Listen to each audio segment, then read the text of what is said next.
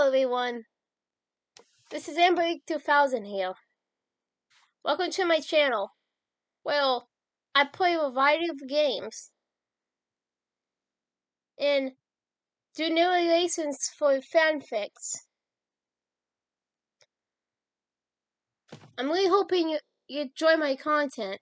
If you do, make sure to comment below, leave a like, and subscribe with the notifications on.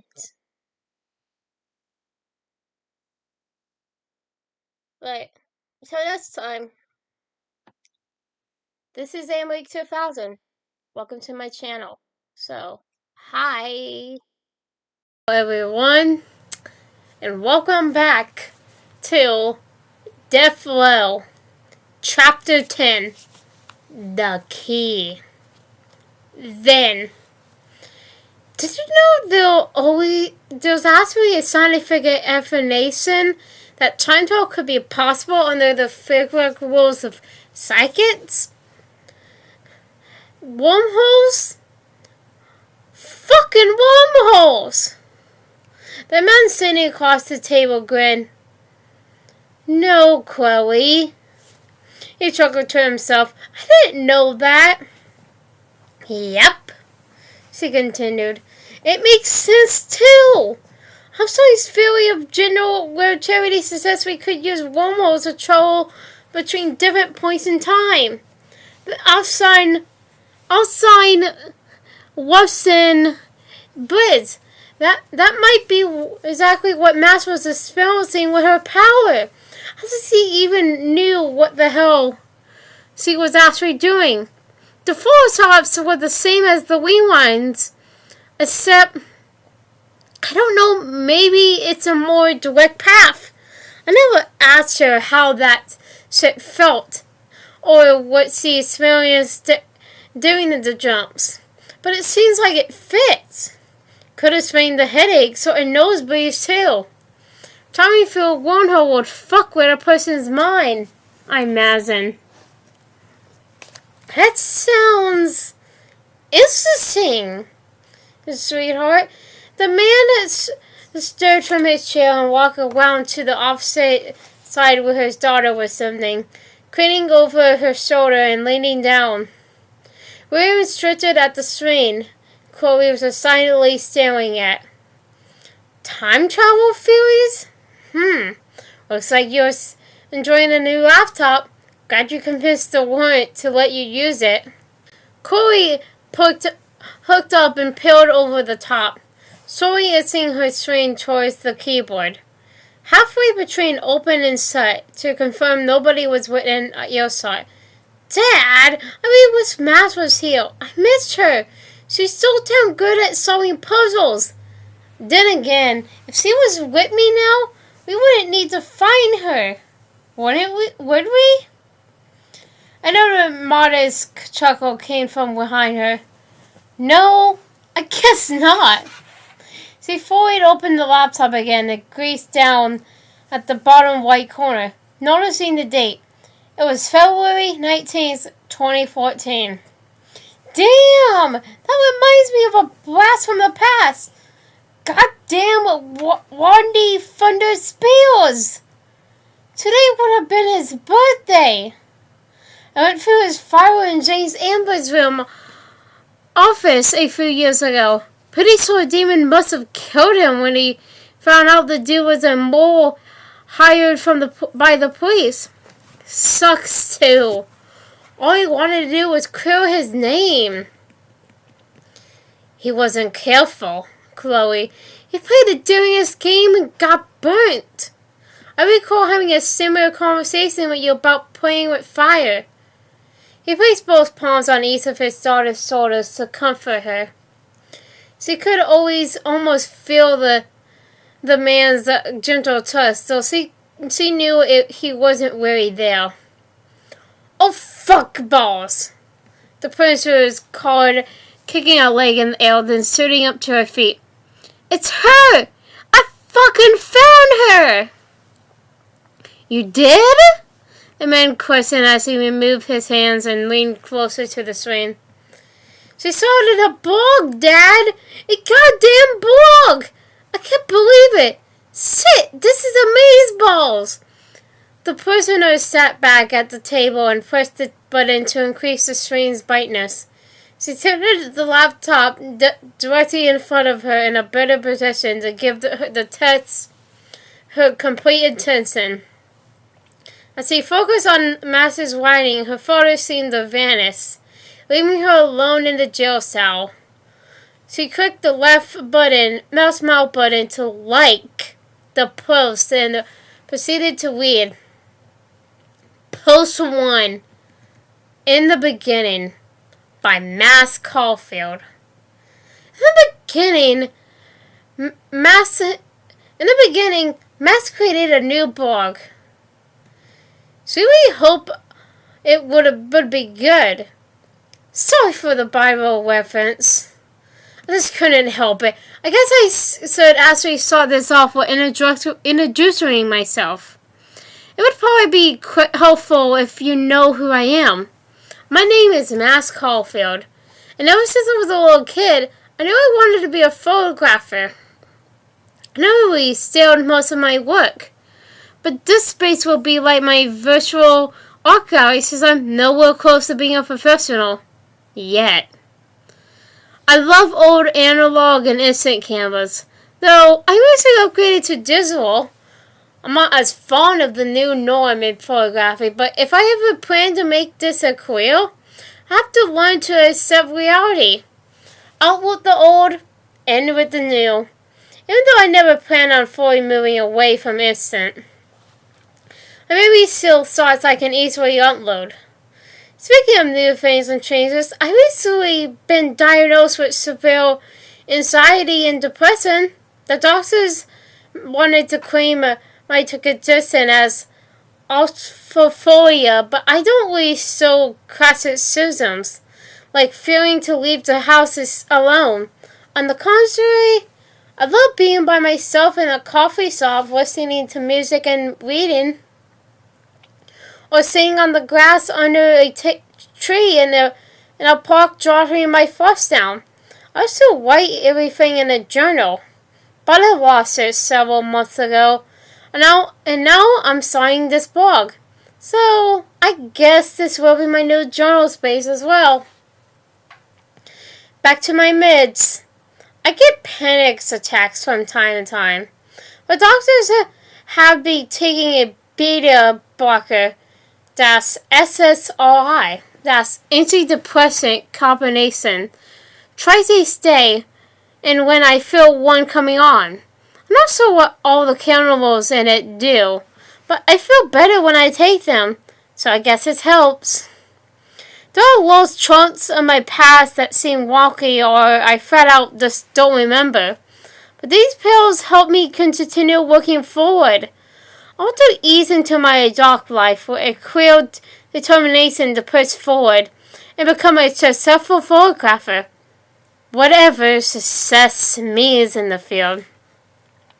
The cold field of photography.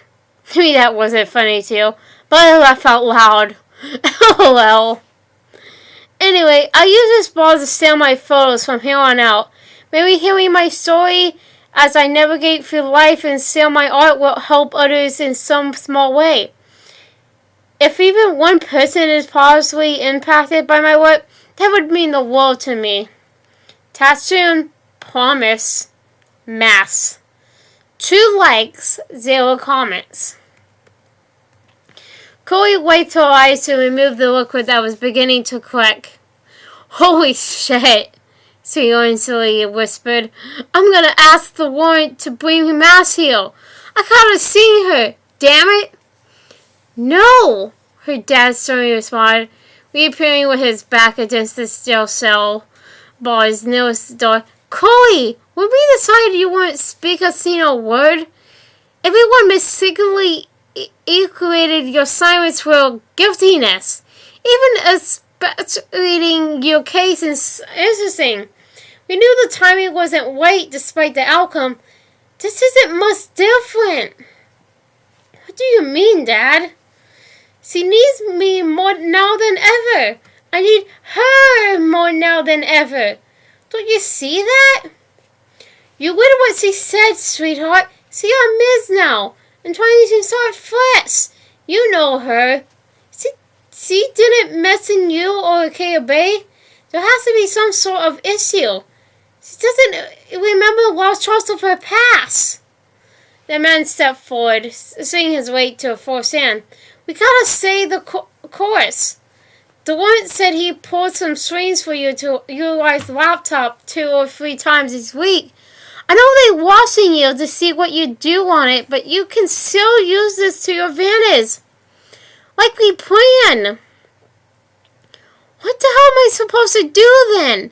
Keep researching fucking time travel and reading her blog every time she posts? Desperately wishing I could see her? Fuck! They even blocked socials and email from the laptop. This is all I got. Not much to really do with them at the moment, Chloe. Right now, you have to. Just wait. I know it'd be tough, but stick to the plan. And we know when the time is right to reach out to her. Have a little faith. Faith? Ha! I'm so really lacking that shit right now. Suddenly, her father disappeared as the large door at the end of the hall thundered open. Count time! The guard approaching the cell announced, voice bouncing off the walls and staring throughout the chamber. Chloe sighed and shut the laptop, hoping time would hurry by until she could use it again. The inmate decided it would be best to stay silent and stick with the plan, as her dad would comment. But that didn't mean she wouldn't bend the rules a bit. Bending rules just happened to be the girl's speciality. She couldn't directly reach out and ask for masks. She impetuously comment on the photograph's blog. It would help her feel like the pair was in contact with one another despite being so far apart. At the very least, it might encourage her best friend to find the confidence to keep writing and sending her artwork. For now, this was all Chloe had. She intended to continue being hopeful, even if her fate had briefly wavered. Now, bowing the mostly crimson and pink tissue in her palm, Mass placed the now saturated gulp of grill in the vacant cup holder nearest the driver's side. She swept the rearview mirror and adjusted it so she could view her own reflection. On the trip back to the apartment, her nose stopped bleeding and she cleaned her face so her mom wouldn't notice. She located a dry napkin in her glove compartment and dropped off one more time just to make sure her upper lip was wiped clean. Good as new. Stepping off the vehicle, Max noticed her mom's car in a different spot than it was earlier that morning. She figured the woman must have gone out for something to eat. Or maybe she just needed to get out and drive around the area so she wouldn't be cooped up all day. Max tried to make sure she had collected all of her important items before going inside. Bag, phone, keys. Check. Pills. Not anymore. Turning the knob and pushing the door inward to her apartment, Max inhaled through her nostrils. And a minute whiff of a delightful scent trailed into the sealed walkway outside between the apartment entrances. Welcome home, Max! Her mom shut the oven door, then stirred stuffing in a pot with boiling water using a utensil. Tell us the ways where you purchased this. Hope you had a nice day at work. Dinner will be ready in half an hour. Go wash up and it should be done by the time you're out. Hey, Mom. The girl hesitated. Yeah, okay. Not questioning the woman's directions. Max placed her satchel on the far end of the room, dividing countertop between the kitchen and living room.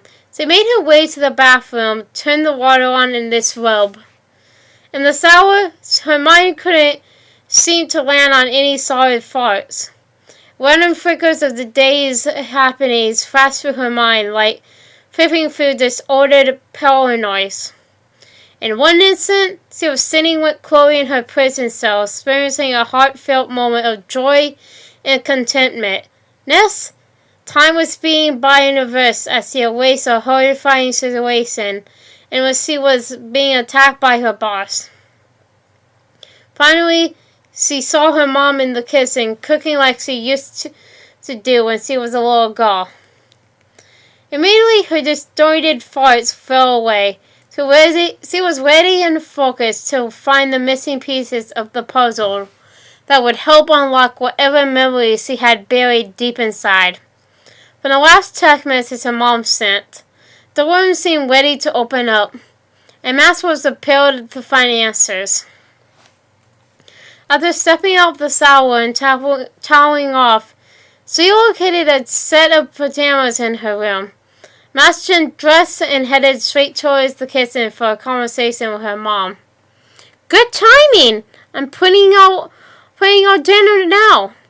The woman had been wearing an apron. She would have looked like a stereotypically efficient housewife cooking the day's evening meal for her family. Mouse didn't need to see a full dish of food to know exactly what meal she was about to enjoy.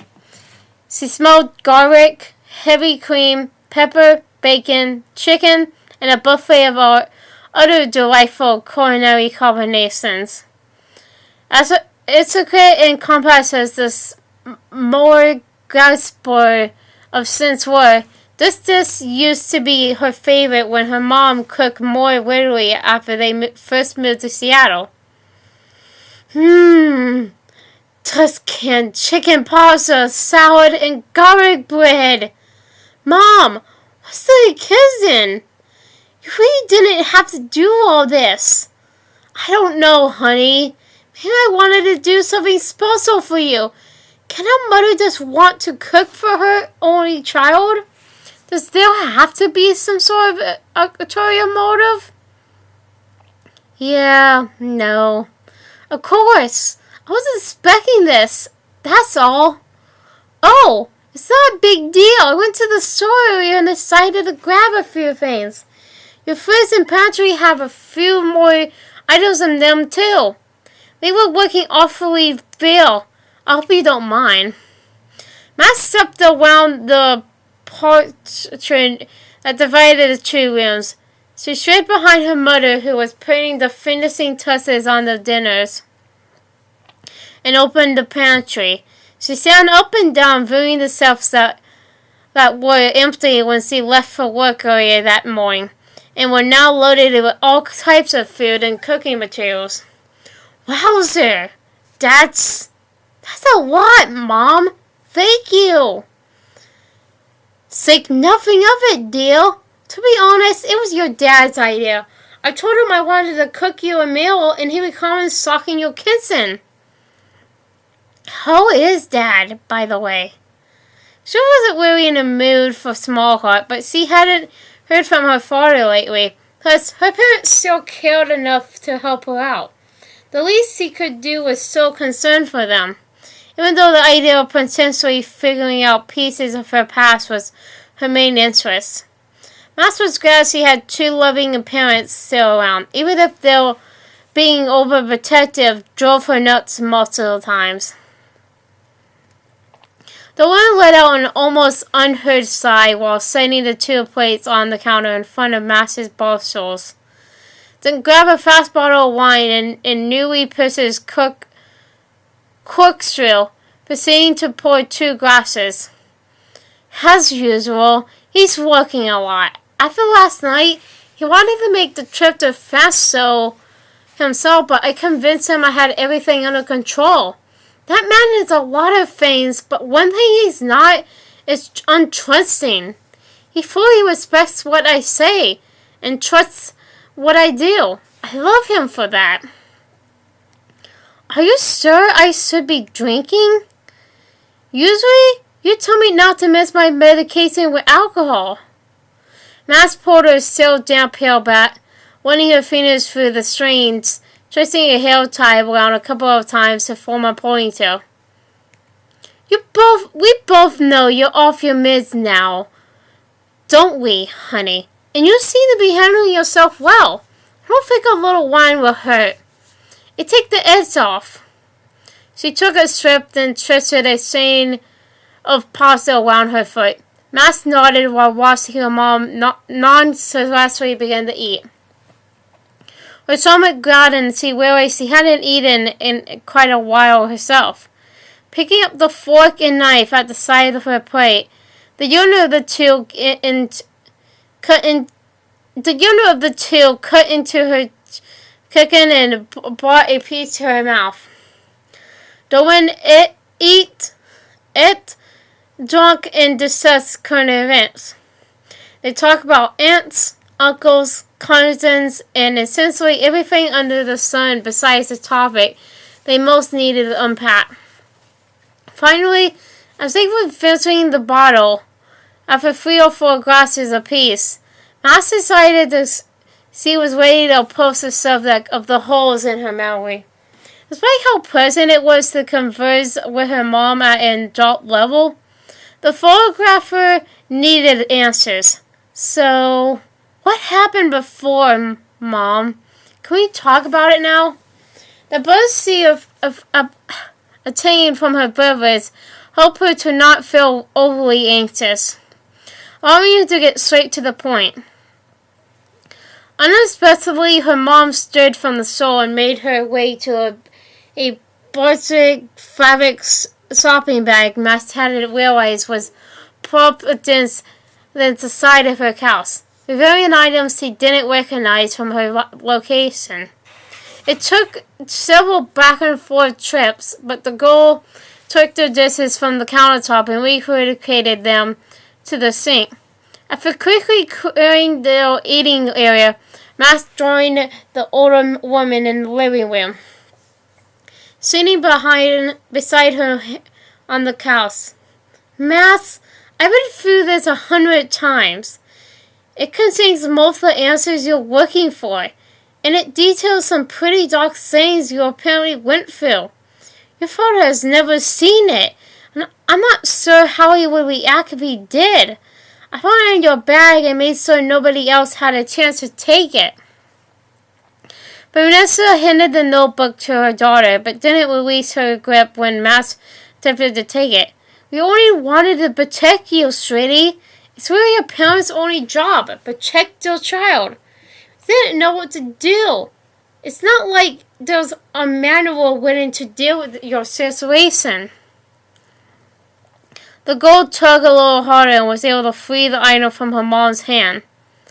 She located her body and placed the journal on her lap, running her fingers over the stickers on the front. Max felt the room tremble. She knew everything would be different soon, and the wine coursing through her veins barely helped to dull her emotions. Take your time. I'll be here when you're finished or if you have questions. Vanessa left her only child alone with a journal the girl hadn't seen in years.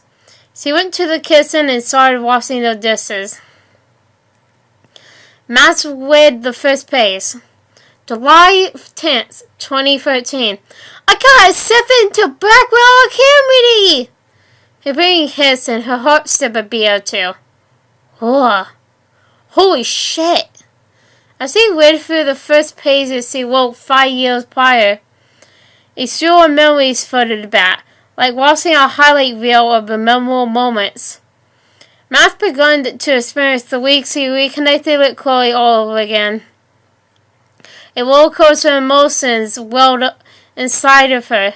There were some amazing highs, and there were deep and dark lows.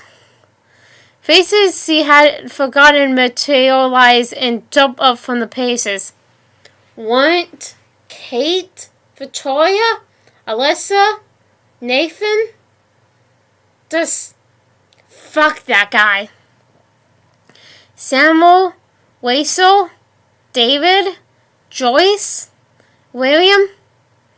Oh, God. William! Shit. Poor Chloe. I wish I could have fixed everything. Damn it. Dana, Brooke, Sarah, Justin, Mr. Jefferson? Piece of shit. Fuck that psychopath. Ah! Mass shuddered, causing a journal to slip from her lap and fall to the floor where it crashed. She first recalled a needle being injected into her neck. It felt like a bee sting until she looked up and saw the man's face. She remembered feeling helpless as she attempted to warn Chloe, but it was too late. Thinking she was about to die in the dark room caused her to physically hurt. Even though it was only a memory, she didn't associate the pain with the idea of losing her own life. Her fear, more than anything, was the thought that she might never see her partner in time again. "Are you okay, Max?" her mom called out from the kitchen, voice firm and focused. Yeah, I'm fine. Does..." Max paused, thinking she heard her phone vibrate from inside her satchel that was still across the room where she left it after getting home. I went through so much shit, Mom." The holes in her memory were quickly being filled in. Solid bubbles floated to the vacant spots and took their rightful places. The sensation was nearly overwhelming, yet a honest sense of completeness was going inside of her. "Well," During coffee spoke as she walked around the process and posting the cows. "Yeah, I say so." She crouched down, received the fallen journal, and then returned it to its owner. "Listen, I want to lay it all out. Let you know what happened before. I'm just terrified it happened again. Though at this point, I'm not sure I have a choice. You're going to keep picking at it until you discover the truth." "Please, Mom, tell me about before. I have to know." She wasn't sure when it happened, but she realized the pair were tragically holding hands, bodies turned inward, facing one another. As she sat cross-legged, the oldest of the two had one knee and thigh folded on the couch and one dangling across the cushion to the floor. There's no better place to begin than Chloe's funeral. You were an awful wreck, absolute wreck at first. You're not like weeping and inconsolable, but it was as if your mind had completely left your body. You were a cell. It was horrible. It was a horrible case of dissociation, if you ask me. Broke mine and your father's hearts to pieces. The one instant closer, leaving less space between them than there had been previously. Chloe's funeral? As soon as he asked the question, more bubbles floated into the once vacant holes, causing a slight pain to sprinkle through Max's head. "Yes! You wanted to leave Akebe as quickly as possible afterward. So we made the trip to bring you back home to Seattle. You kept going on about time travel and a storm your power cars. We were so confused, sweetie. The more we didn't understand, the more frustrated you grew. Finally, you screamed at us and we responded poorly. I'm sorry we reacted how we did. You just sounded, I don't know, crazy?" Max questioned. She wanted to be angry but couldn't. Either alcohol was still doing its job or she had matured enough to be able to see it from her parents' point of view. "When we didn't listen, you sat down again. You barely spoke, wouldn't eat, and didn't even breathe for a week. One day, you stormed off to your room, so I wanted to give you some space. I heard you sounding, and I thought you might have been coming around past your grief. I should have come to check on you. Releasing her grip on Master's hand, using her left wrist, the woman wiped a striking tear from her cheek, followed by a tiny sniffle. Your father came home and found you lying in your own blood beside your phone and this sheet of notebook paper. Vanessa reached over the arm of the couch and lifted the bag that the journal was previously in. Her hand vanished inside, leaving Perry with a single colors-rolled piece of notebook paper. She placed it on the journal, still atop Master's lap, and ensured it was facing upward for easy viewing. And the same notebook paper from the previous chapter, and it'll be showing right now, so you guys will see it. I'm not going to read through it again. I just say that. That'd be painful if I did. You'll see what it says right by the thumbnail, so yeah. So yeah.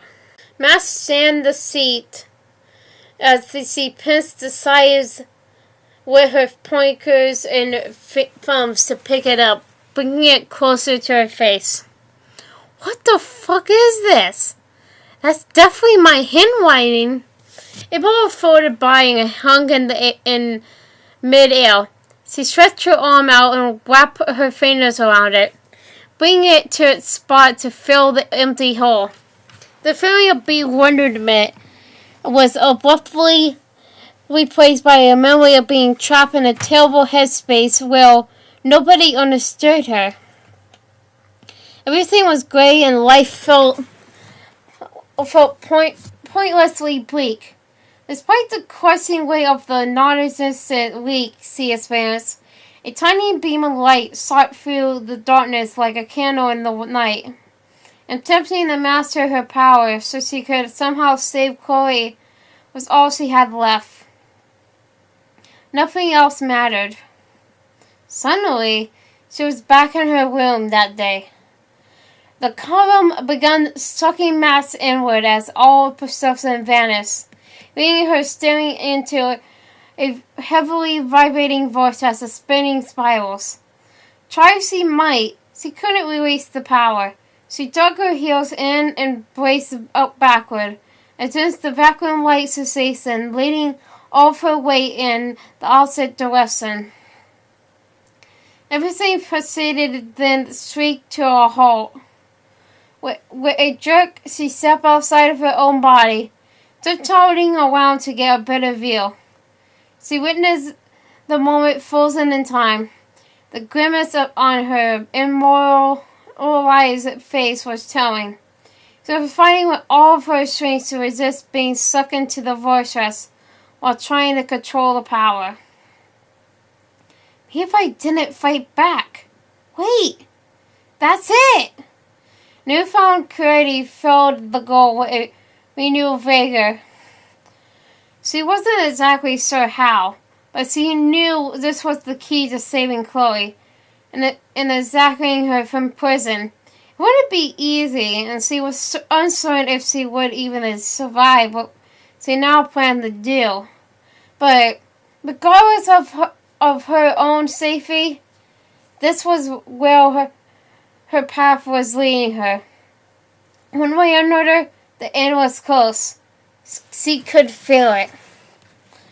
A muffled vibration in the distance broke her out of the memory, seeing her back to the apartment. When reality fell into focus, she saw her mother staring in her directions, eyebrows raised with dumbfounded look on her face. Standing with a gasp, Max turned from her mom and started towards her bag. She shook her hand inside and fished around for her phone. Once she grasped the item and pulled it out, she noticed 6 missed calls from Maria, 2 missed calls from Weston, and 3 text messages. Quickly checking the texts, Max was shocked by the messages she read. Maria, did you hear? Call me as soon as you can. Maria, pick up, biatch. It's important. Maria, Well, shit. I just tested then. They moved the death date forward. They are executing your prisoner tomorrow.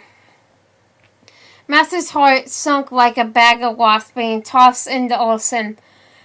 Fuck! Hi everyone.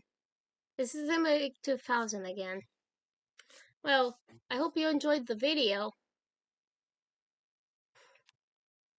Because, I really did enjoy making it. But, so I hope you enjoyed it. Comment, like, and subscribe with the notifications on down below.